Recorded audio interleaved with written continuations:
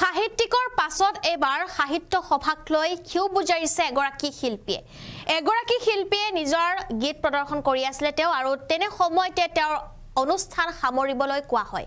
ইয়াকে লৈ ক্ষোভ বুজাইছে শিল্পীগৰাকীয়ে তেওঁ সামাজিক মাধ্যমত পোষ্ট লিখিছে আৰু পুনৰ সাহিত্য সভাক লৈ এনে বিতৰ্কৰ এতিয়া সমালোচনা হৈছে সবিশেষ লৈ আহিছে এই মুহূৰ্তত পুনৰ সাহিত্য সভাক লৈ বিতৰ্ক অসম সাহিত্য সভাত গীত পৰিবেশন কৰিবলৈ গৈ মঞ্চত অপমানিত হলো এগৰাকী শিল্পীৰ এয়া পোষ্ট এয়া মোৰ প্ৰথম অনুষ্ঠান আছিল কিন্তু আন শিল্পীৰ দৰে মই সন্মান নাপালো বুলি উল্লেখ কৰিছে শিল্পীগৰাকীয়ে দ্বিতীয়টো গীত গাই তৃতীয়টো আৰম্ভ কৰাৰ সময়তে মোক অনুষ্ঠান সামৰিবলৈ কলে মই বৰ দুখ পালো বুলি তেওঁ লিখিছে সামাজিক মাধ্যমত ক্ষোভ প্ৰকাশ কৰিছে শিল্পীগৰাকীয়ে এনেদৰে ক্ষোভ প্ৰকাশ কৰিছে লোকগীতৰ বিশিষ্ট শিল্পী প্ৰণীতা বৈশ্য মেধিৰ এয়া অভিযোগ আমি জনাই আছো এই মুহূৰ্তৰ এটা বিশেষ খবৰ কিয়নো সাহিত্য সভাক লৈ এটাৰ পিছত আন এটা বিতৰ্ক এটাৰ পিছত আন এটা অভিযোগ আৰু এইবাৰ এগৰাকী শিল্পী এনেদৰে অভিযোগ উত্থাপন কৰিছে য'ত শিল্পীগৰাকীক সন্মান দিয়া হোৱা নাই আৰু অপমান কৰা হৈছে বুলি শিল্পীগৰাকীয়ে পোষ্টত লিখিছে সাহিত্য সভাৰ মঞ্চত গীত পৰিবেশন কৰিবলৈ গৈ অপমানিত হৈছে এগৰাকী শিল্পীগৰাকী হৈছে প্ৰণীতা বৈশ্য মেধি সামাজিক মাধ্যম যোগে ক্ষোভ বুজাইলে শিল্পীগৰাকীয়ে আৰু তেওঁ কৈছে যে অসম সাহিত্য সভাত গীত পৰিবেশন কৰিবলৈ গৈ মঞ্চত অপমানিত হ'ব লগা হৈছে মই আৰু এয়া মোৰ প্ৰথমটো অনুষ্ঠান আছিল কিন্তু আন শিল্পীৰ দৰে মই সন্মান নাপালো দ্বিতীয়টো গীত গাই তৃতীয়টো আৰম্ভ কৰাৰ সময়তে মোক অনুষ্ঠান সামৰিবলৈ কলে মই বৰ দুখ পালো সাহিত্যিকৰ পাছত এবাৰ সাহিত্য সভাক লৈ ক্ষোভ বুজাইছে এগৰাকী শিল্পীয়ে সামাজিক মাধ্যমত ক্ষোভ প্ৰকাশ লোকগীতৰ বিশিষ্ট শিল্পী প্ৰণীতা বৈশ্য মেধিৰ সাহিত্যিকৰ পাছত এবাৰ সাহিত্য সভাক লৈ ক্ষোভ এগৰাকী শিল্পীৰ সামাজিক মাধ্যমত ক্ষোভ প্ৰকাশ লোকগীতৰ বিশিষ্ট শিল্পী প্ৰণীতা বৈশ্য মেধিয়ে এই কথা উল্লেখ কৰিছে তেওঁক অপমান কৰা হৈছে কিয়নো প্ৰথমে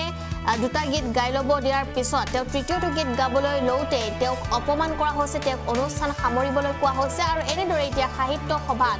এটাৰ পিছত আন এটা যেটো অভিযোগ উত্থাপন হৈছে য'ত এইবাৰ এগৰাকী শিল্পীয়ে এনেদৰে অভিযোগ উত্থাপন কৰিছে তেওঁ বৰ দুখ পাইছে বুলি তেওঁ নিজৰ সামাজিক মাধ্যমত এটা বিশেষ পোষ্ট কৰিছে আৰু সেই পোষ্টটো আমি দেখুৱাইছো ইতিমধ্যে সাহিত্য সভাৰ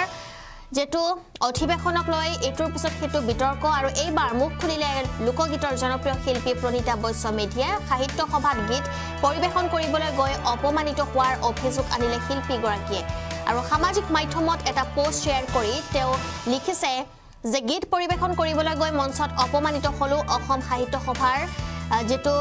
পাঠশালা অধিবেশনত এনেদৰে ঘটনা সংঘটিত হৈছে কিয়নো তেওঁ গীত গাবলৈ গৈছিল আৰু তেওঁক অপমান কৰা হৈছে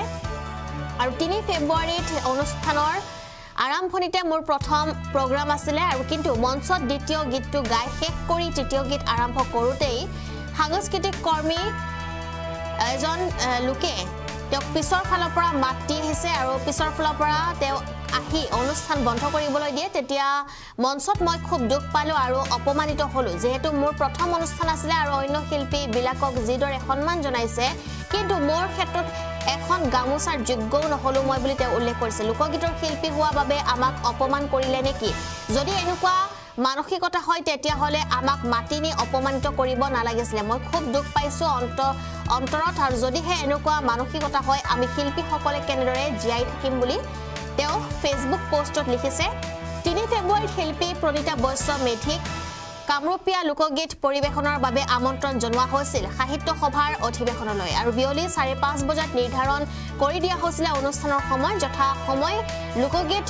পৰিবেশনৰ বাবে উপস্থিত হোৱাৰ পিছত এইদৰে অপমানিত হ'ব লগা হৈছে আৰু এই ঘটনাক লৈ এতিয়া প্ৰতিক্ৰিয়া সৃষ্টি হৈছে সোশ্যাল মিডিয়াটো বিভিন্নজনে সাহিত্য সভাৰ পাঠশালা অধিবেশনৰ বিষয়ববীয়াক সমালোচনা কৰিছে সাহিত্য সভাৰ মঞ্চত এগৰাকী শিল্পীক এইদৰে অপমান কৰাটো অতি যেটো দুখজনক বুলি মন্তব্য কৰিছে বহুজনে